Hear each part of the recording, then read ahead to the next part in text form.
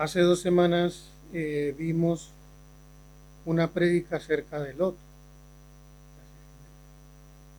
Y rápidamente lo que vimos antes o lo que pudimos eh, tal vez extraer de la palabra de Dios acerca de Lot es que era un hombre justo, había sido declarado justo, pero que tuvo cero impacto en su vida porque no llegó a afectar a nadie de los que estaban con él a su alrededor. Era como esa sal sin sabor que no afecta a nadie y no evita la corrupción. Nosotros ahora disfrutamos, por ejemplo, de los frigoríficos, que es un invento muy bueno, pero piensa en la época de antes, en la época de Cristo, que no había ese tipo de artefactos, cómo conservaban la comida, las carnes. Normalmente se hacía un proceso de curación a través de hierbas o la sal, porque era lo que evitaba las bacterias y que hubiese corrupción. Por eso todo lo que está en la Biblia es útil, porque Jesús no dice nada al azar, nada es casual, sino que Él nos llama la sal del mundo porque nosotros ayudamos a evitar esa corrupción, a que lo que es del mundo entre en el reino. Pero desafortunadamente Él vivió sin extender la gracia de Dios y murió sin ser recordado. Entonces, examinando la historia, también hay otro personaje, pero es aún más pequeñito y es su esposa, es la mujer de Lot. Se menciona únicamente en 2 versículos en toda la Biblia. Uno de los versículos, el que todos conocemos, cuando ella mira hacia atrás y se convierte en estatua de sal. Pero hay uno muy interesante, sobre todo de quien viene, y de ahí podemos extraer una gran enseñanza bíblica, porque es una exhortación para todos. En la Biblia dice que es útil para muchas cosas, para enseñar, para reprender, para redarguir. Y una de las cosas útiles es que la Biblia, la palabra de Dios, sirve para exhortarnos. Una exhortación no es otra cosa que una advertencia. Es como cuando tú le dices a tu hijo, oye, esto no lo hagas porque va a acarrear un problema para ti, va a traer consecuencias que no son buenas a tu vida.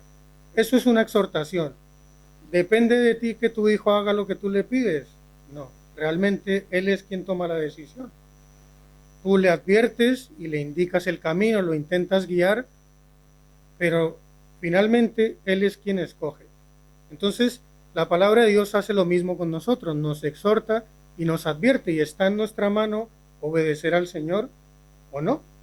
Entonces, pocas advertencias hay más solemnes como esta, porque viene del propio Jesucristo. Es el siguiente versículo en el que se nombra a la mujer de Lot. En este versículo no nos pide Jesús que recordemos a Abraham, a Isaac, a Jacob, a Ruth, a Sara, sino señala a alguien que perdió su alma para siempre. El versículo lo encontramos en Lucas 17, versículo 32. Fíjate lo corto que es, lo chiquitito que es. Dice, acordaos de la mujer de Lot. Esto es todo lo que menciona el Señor Jesucristo acerca de la mujer de Lot. Muy pequeño, pero es una cuestión importante que Jesús está tratando, porque Él está hablando de la segunda venida para juzgar al mundo. Y por eso quiero simplemente ponerte un poco en contexto con el resto de la historia. Lucas 17, versículos 20 y 21. Dice así la palabra de Dios. Y cuando los fariseos le preguntaron acerca de cuándo había de venir el reino de Dios, les respondió diciendo, el reino de Dios no vendrá con advertencia. No dirán, mirad, aquí está, o allí está, porque el reino de Dios está en medio de vosotros. Este versículo lo que hace Jesús es describir la temible imprevisión en la que muchos serán o seremos hallados. ¿Por qué razón? Si quieres tenerlo más claro, continuemos leyendo y te lo explico. Versículos 26 y 29. Dice así, como pasó en los días de Noé, así también será en los días del Hijo del Hombre. Ellos comían y bebían, se casaban y se daban en casamiento, hasta el día en que Noé entró en el arca y vino el diluvio y los destruyó a todos. Asimismo, también será como pasó en los días de Lot. Comían, bebían, compraban, vendían, plantaban y edificaban. Pero el día en que Lot salió de Sodoma, llovió del cielo fuego y azufre y los destruyó a todos.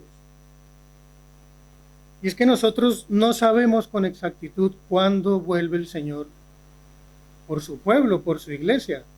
Pero lo que realmente espero es que no nos pille a ninguno en esta situación. Fíjate que describe que estaban haciendo su vida normal, comían, bebían, compraban, vendían, y de repente viene la destrucción y deja todo completamente asolado.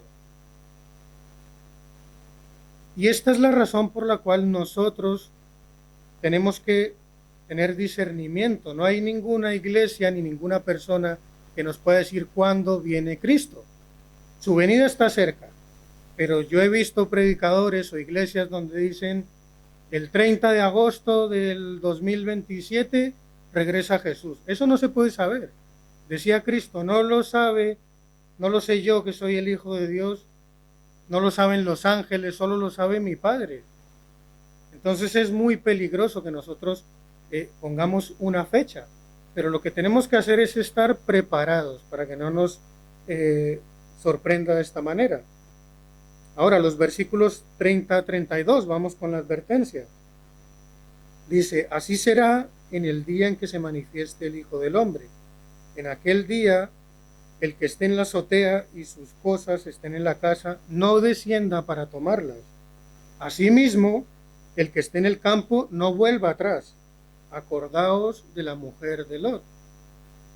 Y esto tiene un contenido espiritual, porque no vayas a pensar que lo que está diciendo Jesús es, si ves que todo es un caos, no mires atrás y corre hasta donde puedas. De alguna forma es una metáfora, una analogía que él está usando, pero que tiene un sentido más profundo, porque no quiere decir que quien corra más rápido se va a salvar. Jesús tiene en la mente los días postreros, los últimos días, lo que ha de venir. Y aunque Jesús está lleno de amor, Jesús es misericordia, Jesús está lleno de compasión, es capaz de llorar por Jerusalén cuando es incrédula, es capaz de orar por quienes le crucifican. Sin embargo, a pesar de su misericordia, Él cree importante recordarnos a nosotros sobre las almas perdidas, hasta el punto de decir, acordaos de la mujer de Lot. Y lo importante de este mensaje es que yo quiero que pienses, lo primero, a quién va dirigida la advertencia. Fíjate que Jesús no está advirtiendo a los fariseos, a quienes le odian, a los escribas, a quienes intentan matarle, ¿no? Jesús está dirigiendo su advertencia a quienes le aman, porque en este momento Jesús lo que está haciendo es hablando a sus discípulos. Entonces, este mensaje va dirigido para ti y para mí, para la iglesia de Cristo. Esta advertencia de Cristo cuando dice, acordaos de la mujer de Lot, no es para los del mundo, es para los de su iglesia, para los que estamos aquí. Pero lo importante es que él no dice, cuidaos de no seguir a la mujer de Lot, o de no imitar a la mujer de Lot, o de no ser semejantes. Utiliza una palabra distinta, que es acordaos.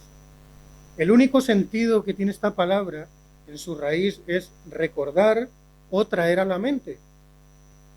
¿Por qué razón? ¿Por qué crees que el Señor lo hace y nos dice acordaos?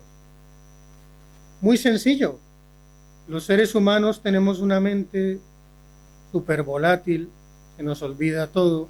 Cuando Jesús nos bendice, cuando Dios nos bendice, al poco tiempo solemos olvidarnos. Cuando se nos da una advertencia, se nos olvida.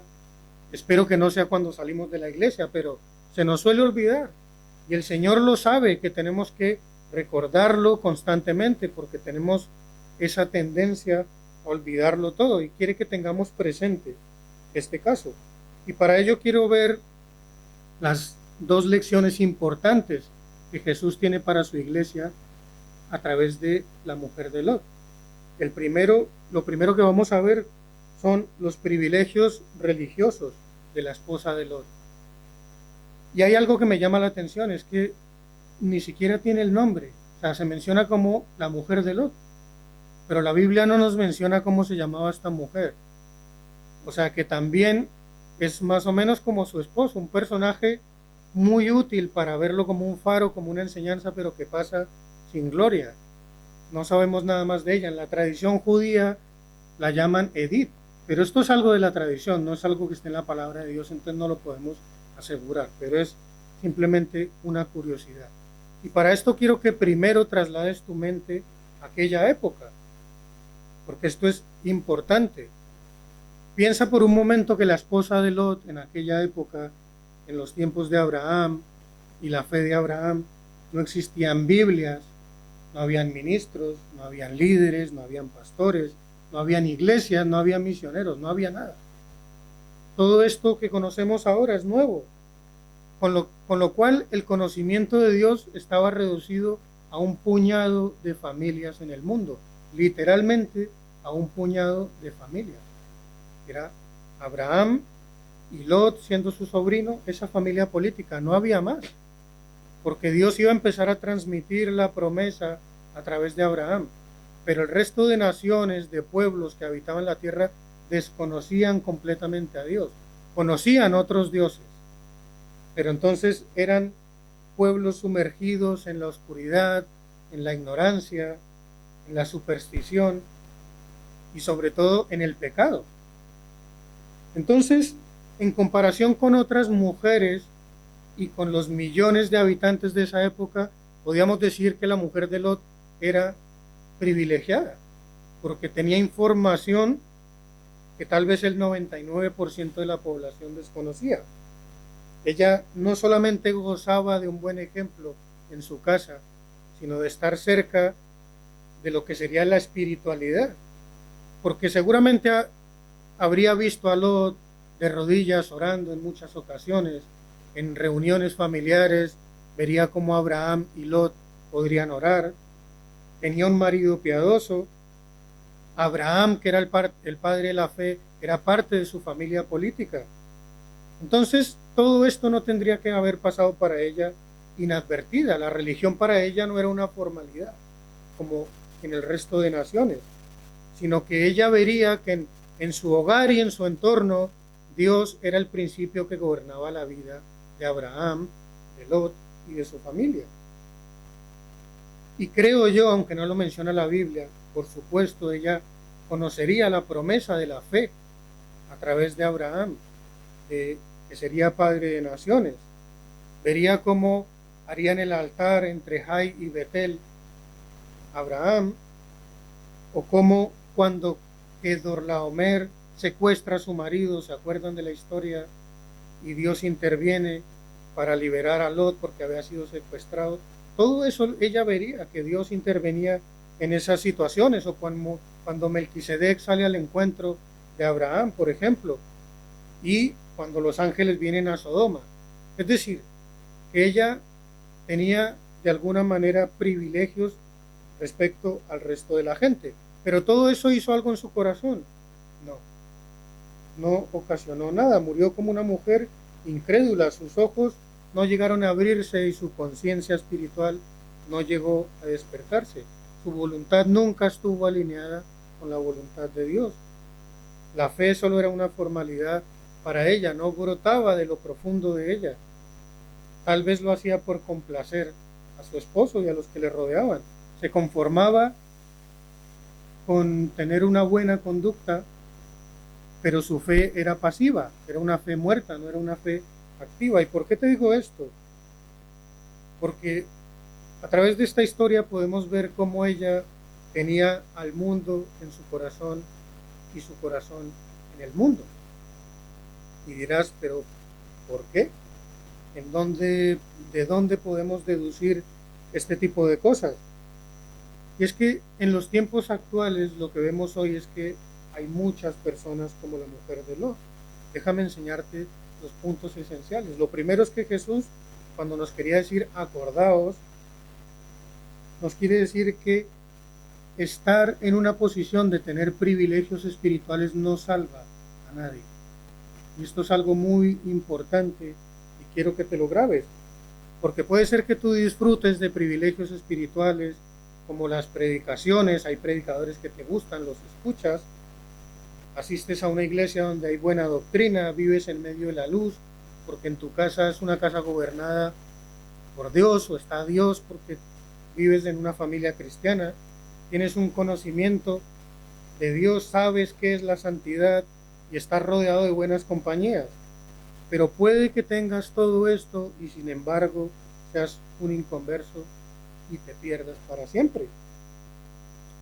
No es mi intención asustarte ni preocuparte, pero esto puede ser duro para muchos, escuchar este tipo de cosas. Y debes entender que vivir en un lugar donde habita Dios no es garantía suficiente. Hay muchos cristianos que piensan que solo necesitan esto para ser cristianos genuinos. Yo he compartido con gente que me dice, oye, tú tienes una esposa que es cristiana, tus hijos han escuchado el evangelio, yo vivo en una familia inconversa, no puedes comparar la situación. Si yo tuviera eso, entonces yo podría ser como tú. He tenido compañeros en los que ellos ven mi comportamiento con mi esposa, que yo me esfuerzo por honrarle, y sin embargo ellos me dicen a mí, yo no puedo hacer lo que tú haces. A mí me gusta mi esposa y me gustan todas las mujeres, siendo cristianos. Dicen, pero yo no puedo. Pero claro, como tú has estudiado y yo no tengo estudios, como tú has tenido un buen pastor y yo no lo tengo, claro, tú tienes eso, es diferente. Entonces, si yo tuviera eso, tal vez podría ser la mejor versión de mí. Pero todo esto es un engaño, todo esto es un error, porque hace falta más que estos privilegios para poder salvar tu alma. Date cuenta que Joab era capitán de David y perdió su alma. Giezi era el siervo de Eliseo, quien luego por ambición, cuando sanan al leproso, él va y cobra un impuesto y resulta que muere con lepra. Demas era compañero de Pablo, Judas era discípulo de Cristo y Lot tenía una esposa incrédula. Todos ellos estaban en un ambiente rodeado de gente piadosa y temerosa de Dios, y aún así perdieron su alma. Entonces, escucha, todos ellos murieron en sus pecados, no a causa de sus pecados, murieron en sus pecados.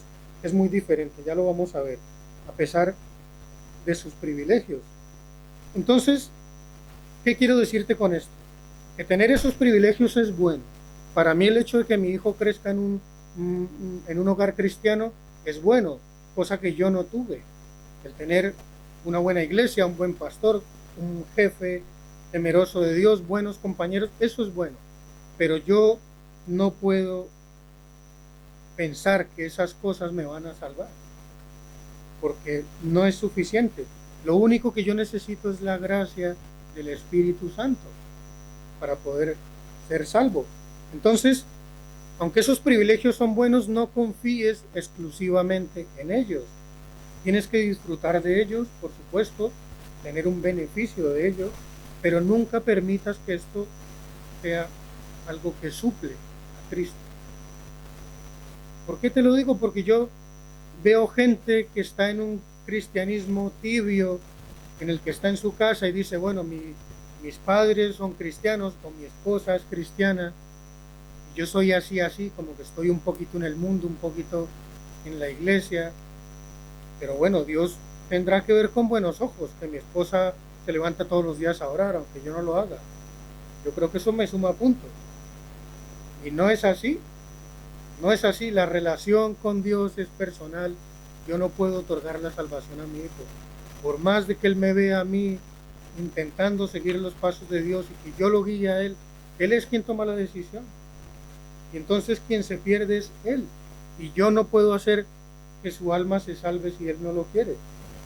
Agradezcamos a Dios por todo lo que nos concede, pero asegurémonos que estos privilegios dan fruto en nuestra vida.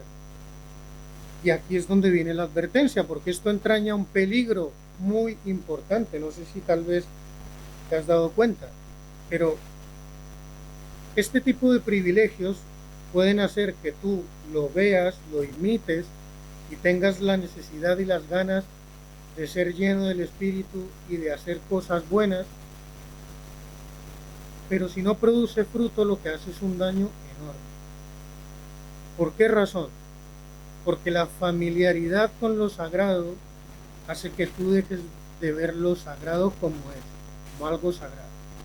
Cuando yo veo que mi esposa es una mujer piadosa, por poner un ejemplo, y asiste a la iglesia, y ora, etcétera, etcétera, esas cosas son sagradas para Dios, pero si yo le resto importancia y empiezo a ver eso sagrado como algo normal, entonces mi conciencia se cauteriza.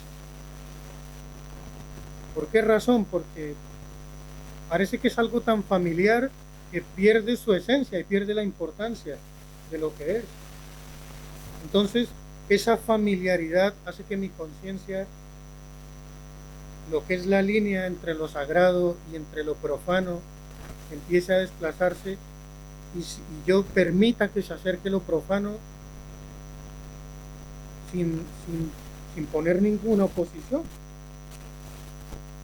También puede ocasionar que esto incremente mi responsabilidad. Es decir, si yo veo que mi padre es un hombre devoto, pero yo no lo quiero hacer porque estoy más a gusto en el mundo, pero sé que está mal hecho porque todavía mi conciencia y el Espíritu Santo me lo dicen, pero no lo quiero hacer, esto hace que mi sentimiento de culpa se incremente, porque me siento mal, me siento sucio de ser como soy en un ambiente, digamos, cristiano, y no poder hacerlo. Y esa culpa incrementa el castigo, porque constantemente estoy en mi cabeza dándole vuelta. Y es que fíjate cómo el mismo fuego que derrite la cera también endurece la arcilla. Y el mismo sol que ayuda a crecer una planta, cuando la planta está viva, ese mismo sol seca la planta cuando la planta está muriendo, lo que hace es secarla y dejarla para echarla al fuego. Pues lo mismo ocurre con las cosas sagradas. Eso puede hacer que tengas vida o te puede empezar a secar por dentro. Puede hacer muchos estragos. Puede hacer que un hombre endurezca su corazón por la familiaridad con lo sagrado. Entonces, si tienes privilegios de estos, me alegra, pero tienes que entender que lo que necesitamos es al Espíritu Santo. Vivir en un hogar donde reina la obediencia a Dios, orar en familia, todo eso es muy bonito, pero no te conformes. Busca tú personalmente a Dios, que es lo que tenemos que hacer. Ahora,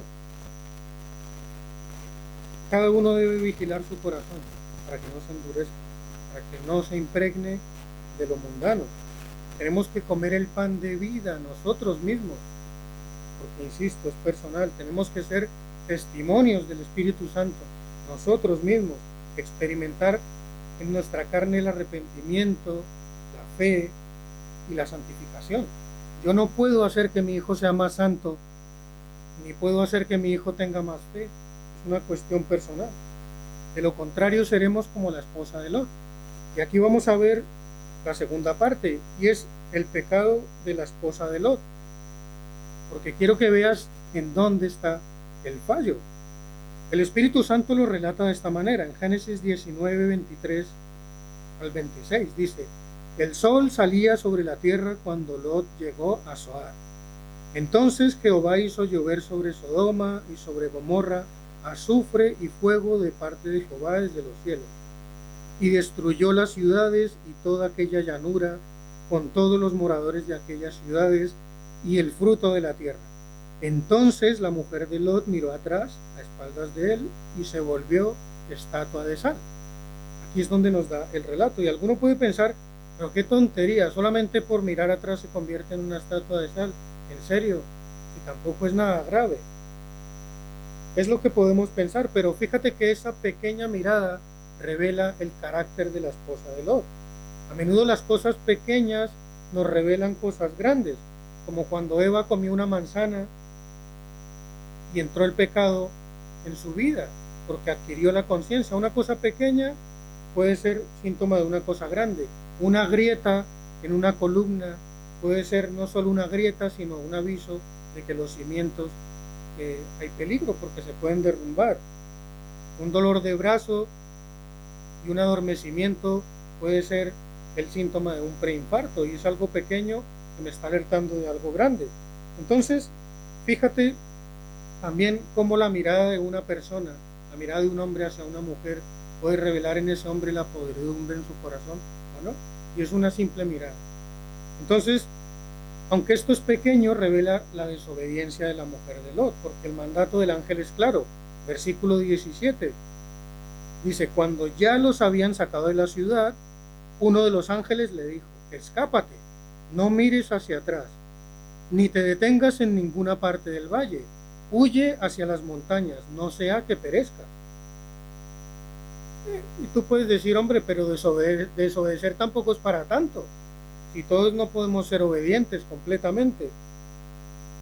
Pero es que está desobedeciendo una orden de Dios. Ojo con eso. Mira lo que dice 1 Samuel 15:22. Y Samuel dijo: ¿se complace el Señor tanto en holocaustos y sacrificios como en la obediencia a la voz del Señor? He aquí, el obedecer es mejor que un sacrificio, y el prestar atención que la grosura de los carneros. El Señor no quiere tus sacrificios, o más bien los quiere si eres obediente. Pero si desobedeces, al Señor no le interesa tu sacrificio. Aunque te levantes a las 4 de la mañana a orar 2 horas, que es un sacrificio para ti, por poner un ejemplo, el Señor prefiere que tú seas obediente y no que hagas sacrificios por Él. Dice que es mejor la obediencia o prestar atención que la grosura de los carneros. Lo que se refiere a eso es que le da igual lo abundante que sea tu sacrificio, tu ofrenda, prefiere tu obediencia. Entonces la mirada de la mujer revela incredulidad en su corazón, tal vez porque pensó que no era urgente salir a correr. Fíjate lo que dice Hebreos 11:6. En realidad, sin fe es imposible agradar a Dios, ya que cualquiera que se acerca a Dios tiene que creer que Él existe y que recompensa a quienes lo buscan. Puede ser que la mujer haya pensado: y no creo que la ciudad arda inmediatamente, lo vio muy difícil, y fue falta de fe.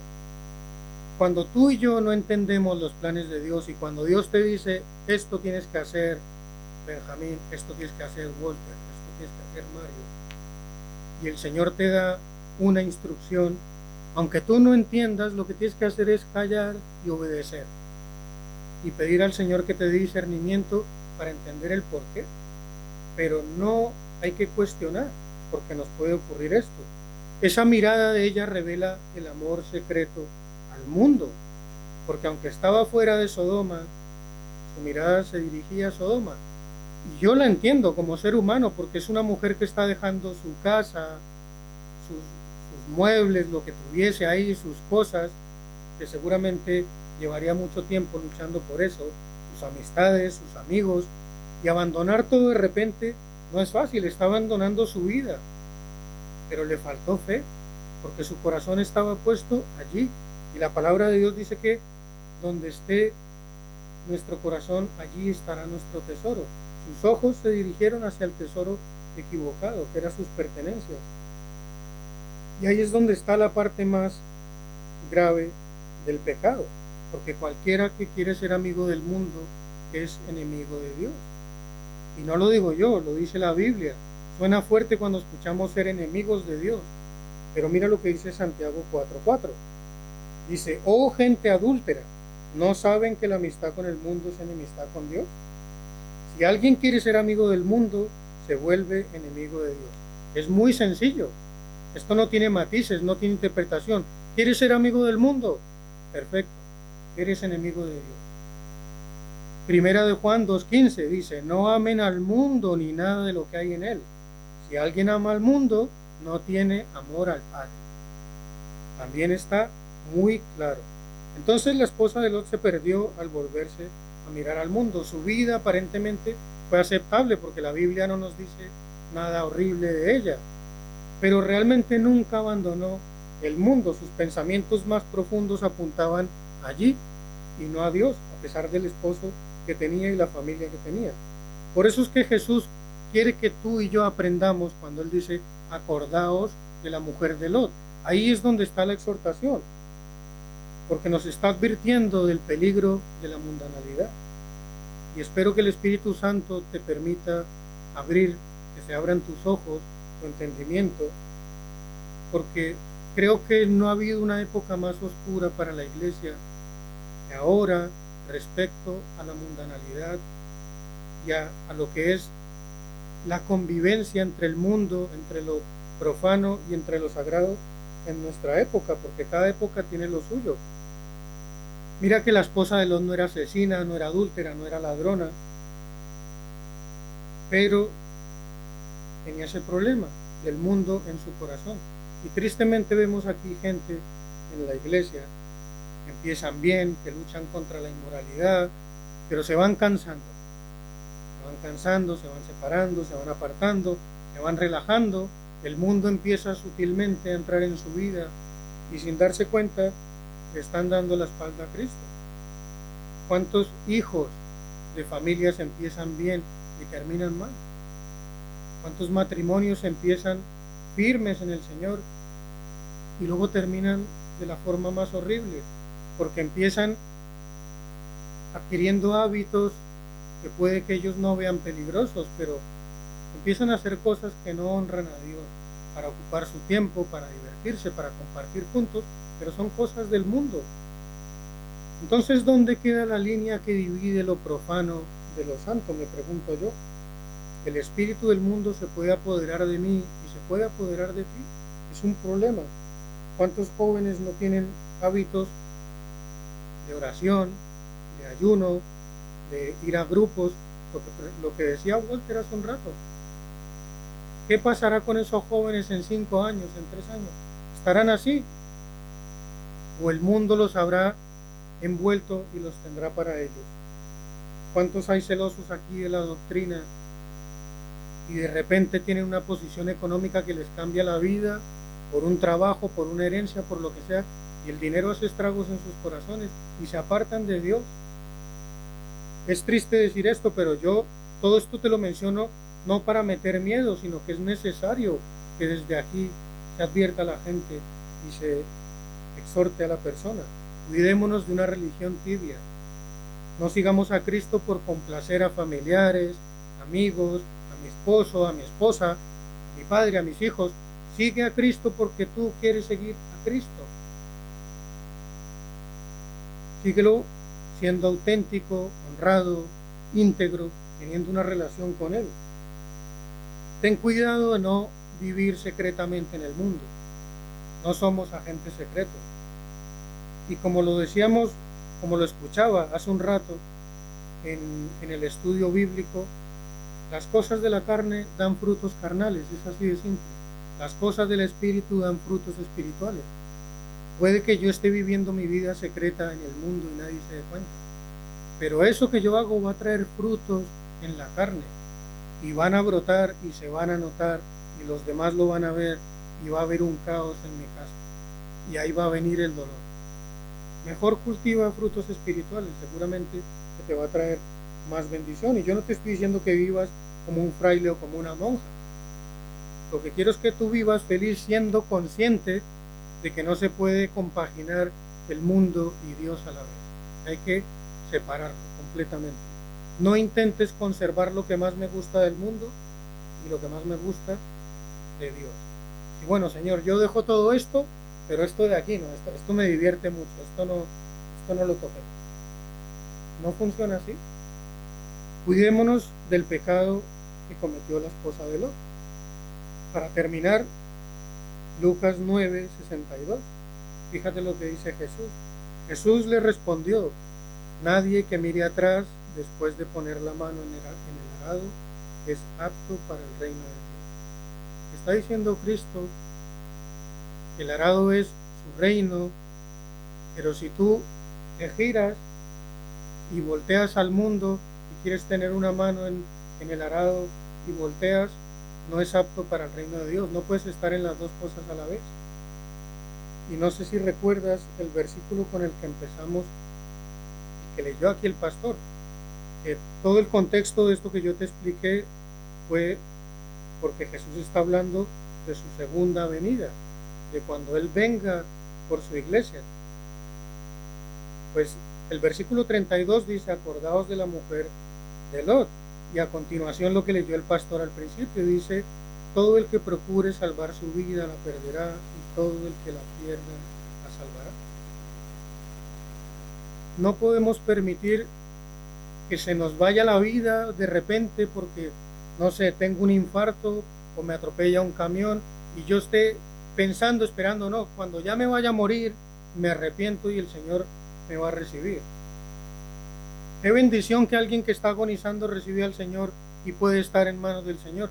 Pero ¿en serio estás esperando eso? Voy a disfrutar del mundo por ahora y cuando ya esté en mis últimos estertores me arrepiento y el Señor me recibe. Y si te pasa como la mujer de Lot, que pierde su vida en un momento, estarás condenado para siempre. Porque mira lo que dice la Biblia a continuación. Os digo que en aquella noche estarán dos en una cama. El uno será tomado y el otro será dejado. ¿A qué se refiere esto? Son una pareja, un matrimonio, y probablemente ambos somos cristianos, pero igual mi esposa se va y yo me quedo. ¿Por qué? Porque no es suficiente tener privilegios espirituales para ser salvos. Requiere de algo más, requiere del Espíritu Santo, que no venga el Señor y nos encuentre y nos sorprenda en esta situación. Dice, dos mujeres estarán moliendo juntas, la una será tomada y la otra dejada. Dos estarán en el campo, el uno será tomado y el otro dejado. Nadie sabe con seguridad cuándo viene, que no nos coja desprevenidos la venida del Señor. Y por estar más a gustito en el mundo, pase lo que pasó con la mujer de Lot. Esta es la exhortación que tengo para ti hoy. Espero que el Señor te haya podido hablar algo en tu corazón.